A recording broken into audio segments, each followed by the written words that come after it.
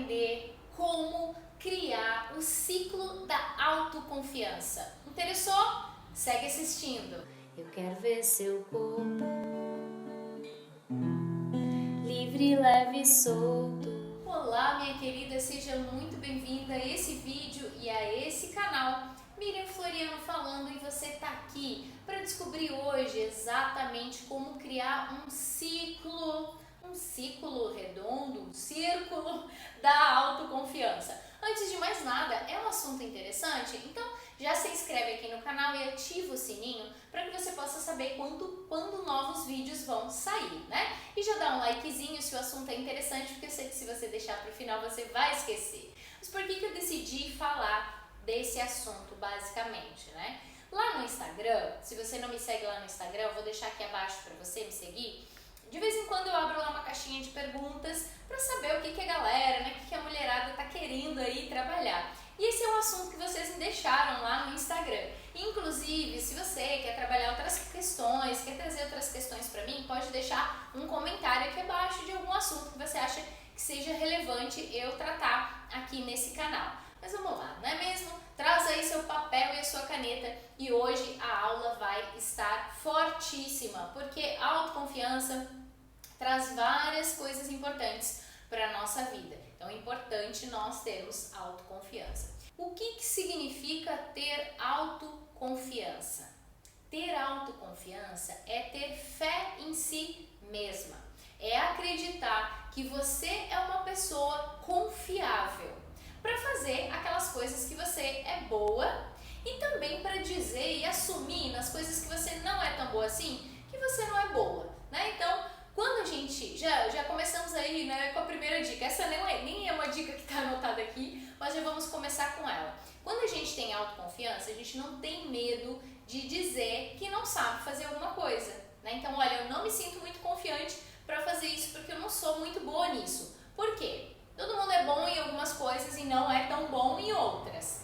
Então é importante também a gente entender que podemos assumir, sermos humanas e assumirmos, olha, isso eu não sou tão boa assim, então não tenho muita confiança para fazer. Nisso eu sou muito boa e eu tenho confiança para fazer. Ou vou fazer isso aqui, não tenho tanta confiança, mas mesmo assim vou fazer porque é preciso fazer, tá? Então vamos lá. O que acontece conosco? Nós fomos criadas em uma sociedade que pune muito o erro, né? Então, se você errar, é praticamente, né, desumano errar. Tem aquela expressão que diz, errar é humano, né? Mas nem sempre essa expressão é utilizada. Então, nós crescemos em uma sociedade que penaliza muito o erro. E isso faz com que nós nos tornamos adultos que não tem confiança em fazer as coisas porque tem muito medo de cometer um erro e ser culpado e ser julgado, porque isso acontece desde lá da nossa infância. Quando cometemos um erro na escola, nós tiramos nota vermelha. Quando nós cometemos às vezes um erro em casa, dependendo dos pais que você teve, você é muito punida, né? Então isso pode ser um motivo que leva você hoje a se sentir sem confiança para fazer as coisas, porque você tem medo de errar. Eu quero falar para você que se você é uma pessoa que se sente insegura, tem medo de errar e não tem autoconfiança, começa a dar um outro significado para o erro. Então essa é a dica número 1.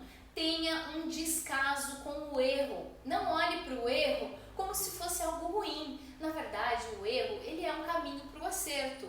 Seria ótimo se conseguíssemos fazer todas as coisas sem cometer erro, mas é praticamente impossível. E quem erra mais, geralmente acerta mais. Então, crie esse descaso com o erro, porque nós realmente crescemos em uma sociedade que penalizou e penaliza muito o erro, mas nós precisamos, obviamente, tentar errar pouco, mas não ter tanto medo, não temer tanto errar. Isso eleva um pouco a confiança, ok? Número 2, tem uma coisa que todo mundo fala, né? Ah, não se preocupe com os outros, o que os outros dizem, o que os outros falam, mas, gente, afinal de contas, a gente se preocupa, né? Nós vivemos em sociedade.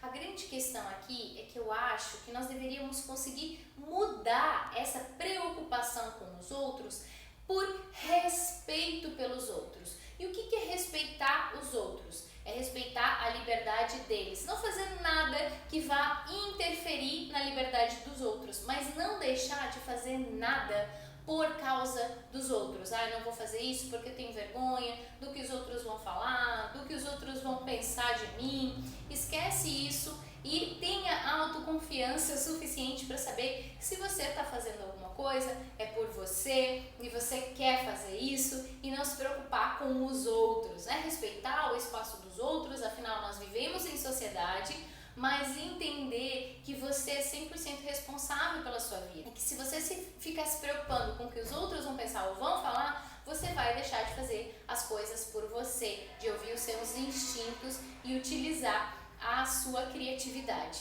Tá um super barulho aqui fora, não sei se você vai ouvir isso.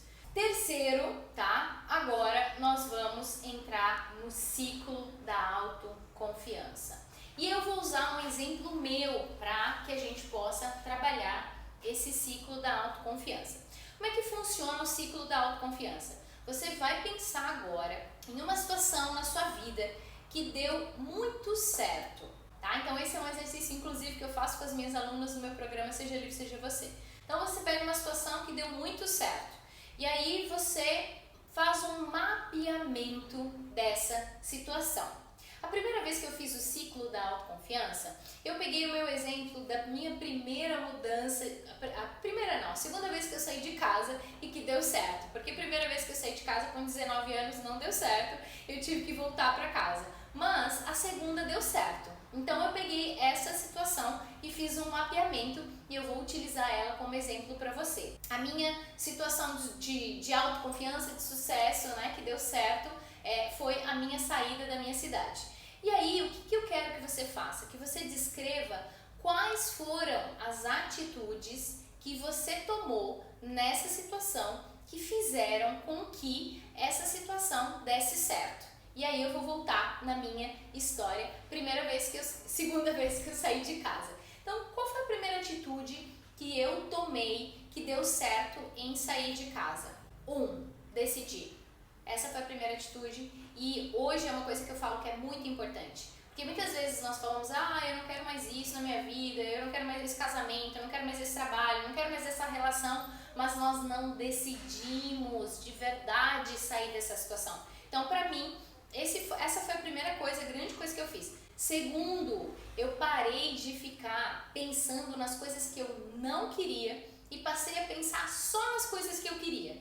Então eu queria morar especificamente na ilha de Florianópolis e eu só pensava na ilha de Florianópolis. Eu não ficava pensando, poxa, ter que ir embora da minha cidade, que ruim, mas eu não quero morar aqui, porque, né, não. O que eu quero? Eu quero morar lá e é lá que eu vou. Terceiro, tomei ações específicas. Então comecei a entrar lá nos sites, procurar vagas de emprego, aonde ia, onde é que estava, onde é que tararã, perguntar, falar com pessoas que moravam lá, como é que é o salário aí, o que você está fazendo aí, quanto que é o aluguel, né? Então eu tomei 3 atitudes que fizeram com que eu conseguisse criar um ciclo do sucesso.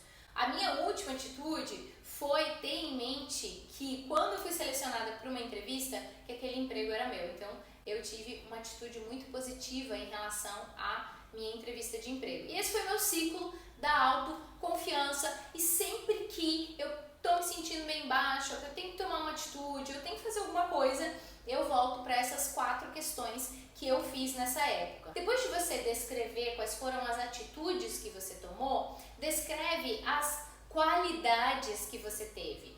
Com certeza você tem alguma situação na sua vida que funcionou.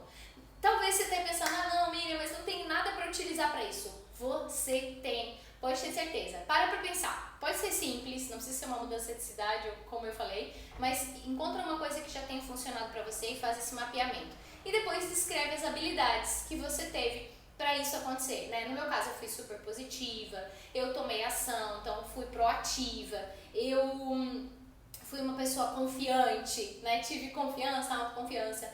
E aí depois você replica isso sempre que você quiser fazer alguma coisa e não estiver se sentindo confiante. Espero que você tenha gostado, espero que essas dicas tenham funcionado para você. Deixa aqui abaixo um comentário se você tem alguma história assim que você pode compartilhar com a gente, que já tenha funcionado um ciclo da autoconfiança para você. Um super beijinho e até o próximo vídeo. Tchau, tchau!